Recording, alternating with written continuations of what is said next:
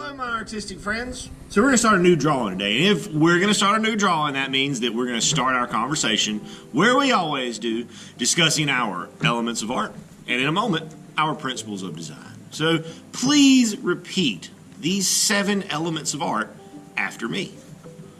Line, shape, color, texture, form, space, and value. So in today's drawing, we're going to start off making with some lines. We're going to use those lines to create some shapes. We're going to make sure that we create some space in our drawing by using a horizon line to show us where the sky stops and the ground starts.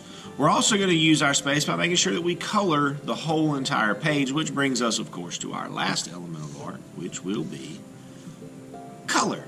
Let's take a look at our principles of design. Again, please repeat these 7 words after me. Balance, unity, pattern, rhythm, movement, emphasis, and contrast. So again today,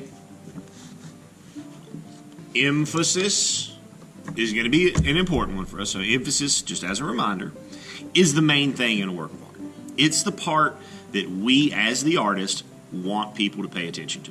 We want them to look at it. We want them to focus on it. There are a few things that we can do as the artist to make people pay attention. We can draw our emphasis large. We can put our emphasis in the middle of the page. This will kind of force people into noticing it and paying attention to it. The other thing that we want to take a look at today is pattern. And again, a pattern can be made of lines, shapes, colors, forms, textures, values. Our pattern that we're going to create is going to be focused on using color. But before we get into that, let's take just a moment and go over a little bit how to make a pattern. So here I have an example pattern. And keep in mind up at the top, we got patterns must repeat. They must continue going. So here in this example pattern, I have triangle, circle, triangle, circle, triangle, circle, triangle, circle. Let's make a pattern together. Let's make a pattern together of shapes. We'll do another one of shapes. So let's say that I start with star, square. What comes next in this pattern? That's right, star comes next. What about after that? Square, yep, and then star, good, and then what? Yep, now we're rolling, and now we just keep going down the line until we run out of space. So the big thing about pattern is that they repeat and they keep repeating in the same order. And we'll take a look at how we're going to use pattern in our drawing in just a few minutes. But first, let's start with some of those lines and shapes and a blank piece of paper. So here I have my blank piece of paper. Now, I'm going to work in landscape for this drawing, but if you would rather work in portrait, that's okay. You can make that choice. So choose, first thing you need to decide as the artist is, do I want my paper in portrait or do I want my paper in landscape? I'm going to work in landscape. So with a flower, as we saw in that book, all of them have a lot of the same parts. So we're going to start with that very middle part of the flower. Shape-wise, what shape do you think would be good for the middle part of the flower? Yeah, circle. I agree. I agree wholeheartedly. So we want to start with our circle. And again, the flower is going to be our emphasis. So we want to put that circle as close to the middle of our page as we can get it. So that's step 1. Step 2 We need to make petals. Now, flower petals come in lots of different shapes. So there's not really a wrong way to do this. You can use really any shape that you want to make the petals for your flower. I am going to use this shape, which is kind of like a football or an almond shape. But if you would rather use a triangle or a square or a half circle or whatever you want to use for your shape is fine. Now, one thing that we do want to try to do here is we want to make some of our petals overlap. So instead of drawing both sides of this next petal, I'm just going to draw part of it, and then part of it stays covered up by the petal that came before. And we're just going to come all the way around. We want to make our petals really big. Because again, that's our emphasis. That's the thing we want people to pay attention to. If we want them to pay attention to it, we should do everything that we can to make it noticeable. And of course, one of the things that we can do to make it noticeable is to draw it really big. Okay? So there's the top of our flower. Now we still have a stem. Now we're not going to have much of a stem that shows on the page, but we're still going to add it because the plant should have it. So let's go straight line, stem. And then we want to add at least one leaf. So with a leaf, there's lots of different ways you can draw it. There's lots of different shapes of leaves. But with most of them, we can start off kind of the same way. We want to start with just a single line.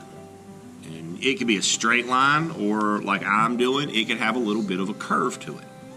That line is the very middle of our leaf. So once we draw this, come down, I'm going to maybe give it a little bit of a zigzag on that side. And then all the way back to the stem to finish that leaf. Now from here, we're going to move into color. Big thing here, this is where our pattern comes in. So we're going to pick two colors, could be any two colors you want, and we're going to create a pattern that goes around the petals of this flower.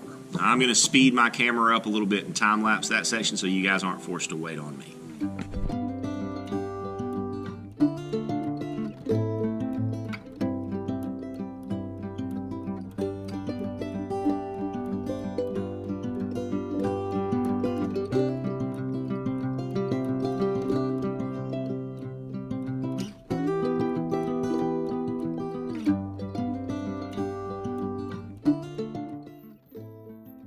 Goes purple, red, purple, red, purple, red, purple, red, purple, red, purple, red, purple, red, purple, red, all the way around.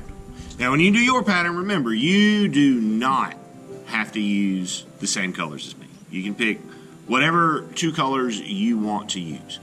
Now, we're not done with this. We still have a few things to do, starting with the center. Down and do our stem. Finishes the flower, but it doesn't finish the drawing. We still need to deal with our background back here. Now, I think I might make my background blue, but you can make your background absolutely any color you want. But we want to make sure that we get the whole thing colored just like this. Is a finished drawing. So here, quick review. We use lines to create our various shapes, the center of the flower, the petals, the stem, the leaf.